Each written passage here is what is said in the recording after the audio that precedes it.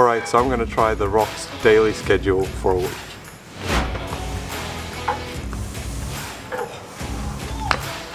Alright, so that's not going to happen. Anyway, The Rock schedule for a week, let's go.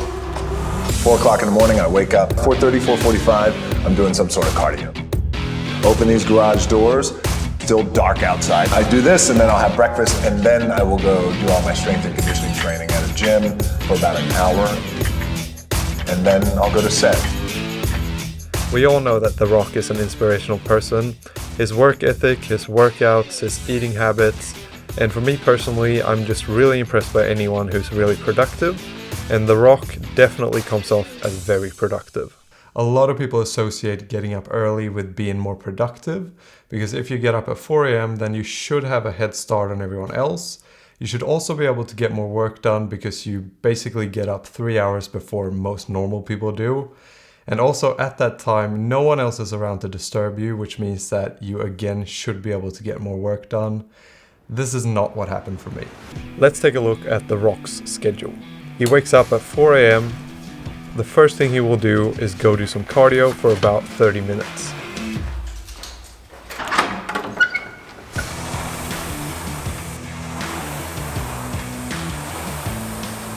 After this, he eats his breakfast.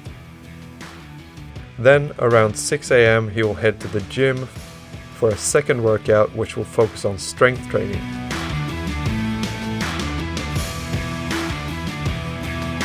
After this, he will shower and eat his post-workout meal. His days obviously vary a ton depending on what project he's working on, so I kind of had to deduce what the rest of his day might look like based on the little information that I had, which was how many meals he eats per day, which is about 6 to 7. And to be honest, there's a lot of eating in his day.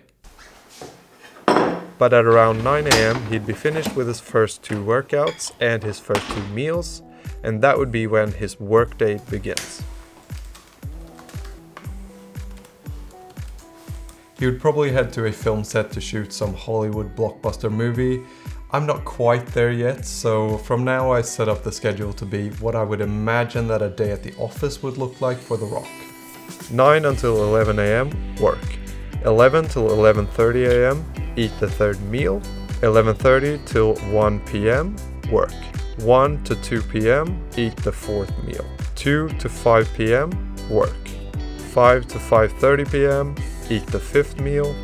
5:30 until 7:30 p.m. free time.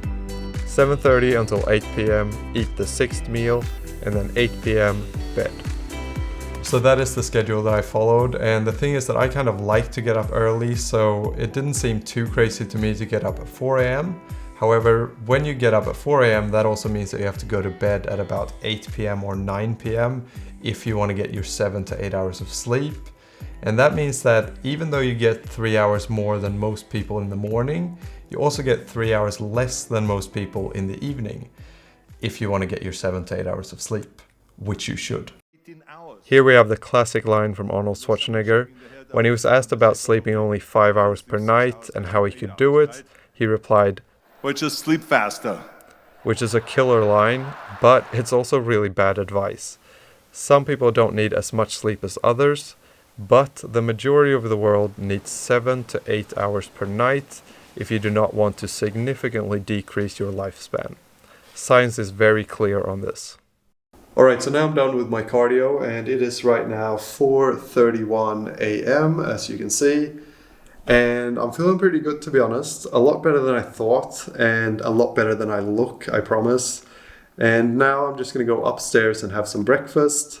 But I'm also kind of wondering what my neighbors think of me. They must think I'm insane, because as they come down in the morning to get their bikes to go to work, they find this crazy guy rowing in a storage unit, as you do. For a while now, I've been very bad with eating, as in I tend not to. So one of the most beneficial parts of following The Rock's daily routine was actually the eating. And to be honest, when you get up that early and do 2 workouts first thing in the morning, you need to feed yourself in order to function. And I noticed overall feeling better because I was more full throughout the day. However, I get super sluggish after eating, so getting myself to the gym straight after breakfast was never easy. I've been working out now for about 10 years, and lately I've been doing it around 8 AM, so this wasn't too different from that. Since I'm not a Hollywood movie star yet, I decided that when he would be on set filming some movie, I would instead be working on my own projects. And I kind of took this week as an opportunity to try to maximize my output and get as much done as I possibly could. And so I essentially made a list of all the things that I wanted to get done this week. And then I slotted that into the available times in my Google Calendar. And let's just say it didn't go according to plan. So here's a look at what my planned week looked like. And here's a look at what my actual week ended up looking like. I've been a productivity nerd for a while now, and one of the main things that I've learned that really shows in this week is this: if you're tired, sleep, and if you're excited, work. As you can see, the first 2 days I got a bit of stuff done in the morning after all the workouts, but later on during the week you can see the progressively increased fatigue show its ugly face. Working out in the morning was not super difficult because it's kind of mindless work, but getting to work after having gotten little sleep and also doing 2 workouts was really hard. With my normal schedule, I tend to wake up in the morning and then work for a couple hours and then go work out. And the reason for this is that I know that once I've gone to the gym, I have to go home, I have to shower, and I have to eat. And that usually takes me a while to do. And once I'm done eating, it's very hard to get back the momentum and get back into working. And that is what I struggled with a lot towards the end of the week. After I'd had my second meal around 9 AM, I was dead tired. So I would often end up procrastinating until about 10 or 11 AM, and then I had to eat again. So this really goes to show the importance of my principle when it comes to setting up your own schedule, which is the if you're tired, sleep, and if you're excited, work. I have found that the way to increase productivity the most is by listening to your body. Sometimes you need to sleep in, and sometimes you should just work on the thing that excites you and not what you had planned. The main thing for me after following the rock schedule for a week is that I felt like I used up a lot of my energy in the early mornings, and then I was left trying to recover from that major energy expenditure throughout the rest of the day, and I never really did, which meant that I felt a lot less productive overall. And keep in mind that during this week I was eating way more than I would normally eat, and if I hadn't done that, I don't even know if I would have been able to function. Getting up at 4 o'clock in the morning every day before anybody else.